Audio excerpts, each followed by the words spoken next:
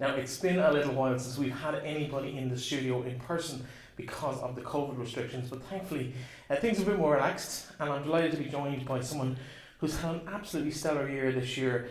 Every single accolade going almost within his own club, and at league level he's been nominated for a few things throughout the year. I'm delighted to be joined by Niall Morahan. Niall, you're very welcome to the programme. Thanks for having me back. It's been a while since we've had you on the show because of the restrictions, and I suppose really because you've been busy. You've been playing a game nearly twice a week for the last 4 or 5 months. It must be great to kind of get that little bit of a breather now through the Christmas period. Yeah, it was fairly hectic since coming back after the restart. There was a lot of games crammed into the last few months of the season, especially the latter few weeks. And so yeah, I suppose you're never really looking forward for the season to end, but when it does end, it's nice to get a bit of a break, especially around the Christmas.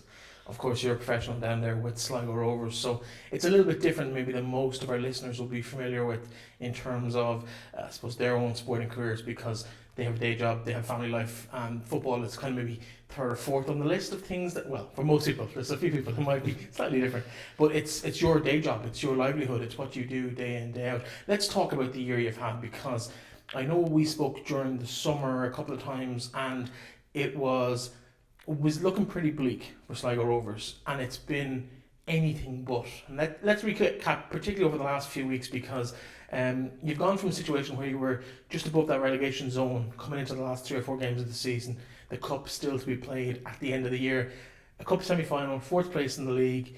You must be walking on air down on the Showgrounds at home. Yeah, I think there definitely is a real feel-good factor about the place, especially from how things started out at the start of the season. It's quite a turnaround, So yeah, especially the European spot now that we've secured, it's a big boost for the club. And to get to a cup semi-final as well for the 2nd year in a row, it's another big boost. And to lose out to, I suppose, Shamrock Rovers, who've been one of the top teams now for the last while and probably will be for another while as well. So yeah, it's been a positive year for the club all around, so I think everyone is really looking forward to getting started next year. I suppose most recently awarded the the Fans Supporters Player of the Year award, maybe about 3 or 4 weeks ago now, just before the end of the season. That was followed up by the Senior Player of the Year award from the club itself. A nice little double on a personal level.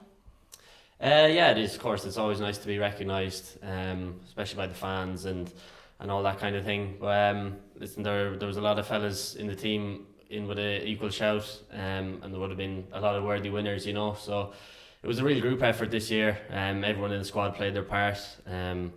So yeah, it's nice to come away with that one. Yeah. We might as well talk about the one you didn't win, which of course was won by your teammate, the Young Player of the Year, which was Ed McGinty. How can you win the Senior Player of the Year and not be the best in the underage category as well? I don't know how it works, to be honest, but I think you as well share them around. People voted different directions. We'll give that to Niall, so we'll give that one to Ed. Yeah, no, listen, Ed had a fantastic year as well, and there was he's been one of our key players, kept us in a lot of games, won us a lot of games as well, so deservedly won by himself. Let's talk about the future for the club, because obviously that 4th place finish, because of the fact that Dundalk and Shamrock Rovers met in the final, you knew whatever happened, you were going to be guaranteed that 4th place. It's very unlikely that anything's going to stop that. Obviously, Waterford had a problem a couple of years ago, but Sligo don't fall into that category, so we can expect to see some Europa Conference action next year for the first time in Ireland, in the Showgrounds next year.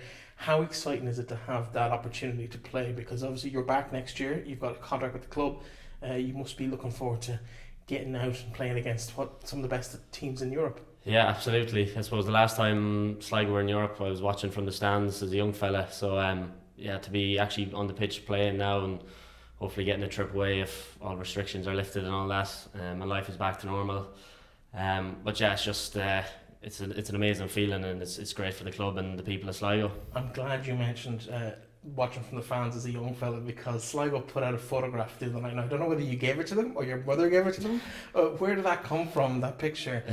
Do you know? I had it put up on social media myself, and I think they took it from there. They robbed it and they shared it, but the whole country now has seen young Niall Morahan looks slightly different now than you did then. What have you done to your hair? I know people have been looking at this going, that's not Niall Morahan, but Niall, What's happened to your head? Yeah, a bit of an experiment. I won't say too much on it, but it definitely won't be staying. Did you pay someone to do that for you? No, definitely not. Is that the problem? Maybe you That's should the have gone and problem. get a professional to do it. That's the problem.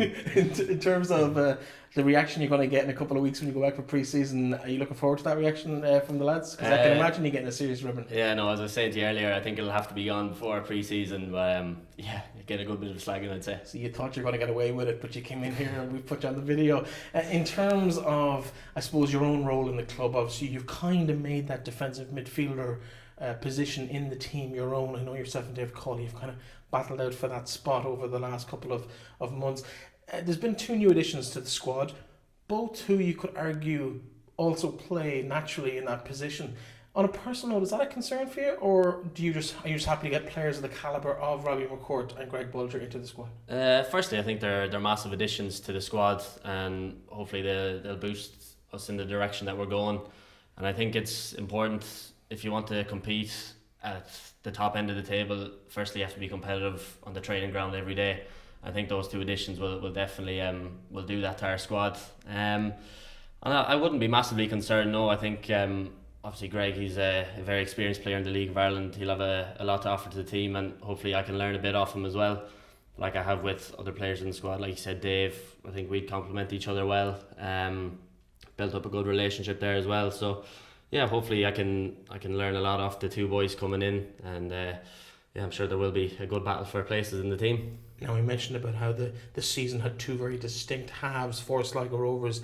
You had impressed early in the season. You continue to impress the whole way through, as we've seen through the award that you won. But in terms of your own opinion on how the season panned out, what for you was the turning point where it went from that kind of, oh no, what situation have we found ourselves in, to, hang on a minute, there's a really, really good chance of us getting a really good spot in the league here? Yeah, I think there was a few, to be honest. Initially, the first game back against Derry, when Kyle scored that first goal, that was, I think it was a real just boost for all the lads on the pitch. Like, we barely scored, I think, before that as well. So to actually go ahead in a game.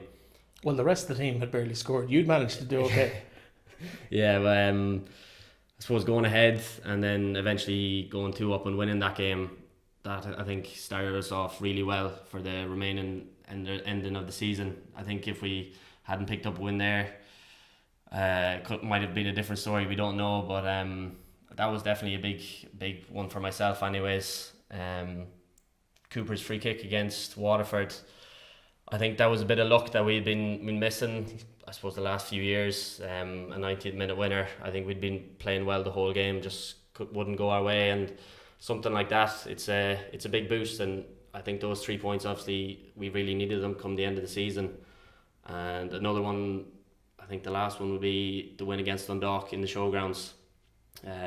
Obviously a big win against them with quite a few games to go. It was a massive boost, and you always feel when you beat one of the top teams in the country you can do it against anyone. So I think they were definitely the top 3 moments. Yeah, I think as well, it's interesting you picked those 2 against Derry and Waterford. Now, obviously, you can't say a season doesn't change on one result, because if you hadn't won that game, you might have approached the next game differently. There's a load of variables that change, but those individual results, had you not won them, would have seen both those teams leapfrog you. So you would have missed out on Europe had Alex not scored that kind of cheeky last minute injury time free in the Showgrounds. And I think you've picked some really nice talking points from the season, and I think you've kind of given us a good flair on it from your point of view. In your mind, was this always capable? I know you've told us on the air, and players always tell us, yeah, we're going to win this, even maybe when they're not quite so confident. And you're in part of that. Were you always confident you could achieve what you've done this year? Yeah, definitely. Since Liam has come in, that's what he's been saying. He said the group he's assembled is capable of it. He was even saying at the start of this season, even though we went out and lost the 4 games, he was always chirping away about finishing 4th Europe. That's where we want to be. And then obviously lockdown came back, and once we came back for the restart, he said we're only 6 points off Europe. And then we started picking up wins, and it got closer and closer. So yeah, I definitely do think, especially with the group we had, I thought we were always capable of it. Yeah. Now, of course, one of the big things in the League of Ireland, given the nature of the 9 or 8, 10 or 12 month contracts that exist out there, is recruitment through the off season. We've mentioned two of the new names in. What can you tell us about who's in, who's out from the group, or do you know anything much yet, or are you even aware of what's going on until you see it on Twitter yourself? Not massively, no. Obviously chatting to a few of the boys down at training come towards the end of the season. They'll all be telling you pretty much whether they're staying or finding new pastures, you know. And in terms of players coming in, you'd always hear rumours. It's just, I suppose, like being a fan, you'd be getting texts, so and so is coming and all that. So yeah, I wouldn't be too high up in the scales of things, but yeah, that'll pretty much be it. So you can't tell us any news then, like there's rumours from Ronan Coughlin going to Dundalk. Is that something you can shed any light on? I can't shed any light on that, no. I'm not. I wouldn't have any information there. Any new arrivals? What have you heard as a fan, or are you prepared to put your name on the block for that? Apart from what has landed, I can't say anything else. I genuinely don't know. But yeah, I would have heard about, I suppose, being friends with fans down there, a few fellas my age and all that. They'd obviously hear all the rumours going as well, and they'd be filling me in. So they're really just trying to get the information back out of you. Yeah, they think I'd be filling them in, but it's really the other way around, you know. In terms of the atmosphere down there, obviously you've been there now a couple of years since you joined us at under 17. So you've won maybe 4 or 5 seasons down there, underage, and now maybe 2.5 seasons with the first team. It'll be my 2015, so it'll be my 6th year coming now this year. Are you excited about the future and kind of growing into that role and going into that position on that team as the club continues to kind of make strides both on and off the pitch? Yeah, absolutely. It's really nice to be a part of a team that's qualified for Europe, especially down in Sligo, as we haven't done it for so long. And hopefully I can just keep doing what I'm doing and kind of stay in the team and just see where it takes us. It's an exciting time to be involved with the club and to be a player, so obviously looking forward to it, yeah. You're obviously there in scholarship as well. How's the college life treating you? Yeah, it's going alright. I suppose since the season ended, that's been the main priority. So it's been busy now coming up towards the Christmas and exams after Christmas, so flat out. You're obviously at home at the moment, are you in Leitrim, given the nature of how college is working at the moment? I am, yeah. We're all online, so when the season was still going, I was spinning up and down every day, doing a bit of college down in Sligo before and after training, so it's all go. What's the prognosis for timelines for next year? What can you tell us about when you're expected back for pre-season, when the season's likely to start? Do you know any of that sort of stuff? What we were told was, I don't think it's set in stone, but we'd usually be back on the 3rd or 4th of January for a normal season start, which would be, I suppose, mid-February. Yeah. So rumour has it that the season is going to be pushed back a week or two starting, so we'll probably be mid-January starting back. Okay, well listen, the very best of luck to you. Thank you very much for dropping in. I know people's movements and stuff are great, so I do appreciate you taking the time to come in and have a chat with us, as always. It's been great following your season, and it's been absolutely fantastic from the start. We're delighted to see how you've progressed down there as well, and I'm sure it's only the start of things to go.